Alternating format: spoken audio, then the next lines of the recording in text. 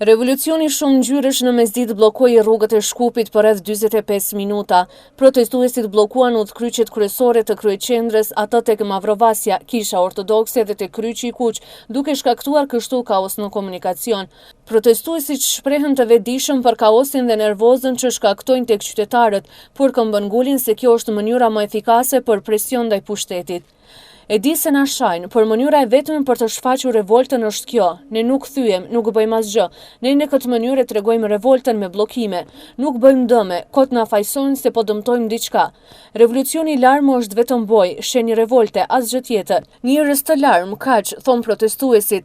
Kërkesat e protestuesve janë ultimative, edhe ato deri më 18 qershor. Ata kërkojnë që gjykata kushtetuese të deklarohet për kushtetueshmërinë e prokurorisë speciale publike, të ndërpritet ndjekja e protestuesve dhe të lirohen të arrestuarit e deritanishëm.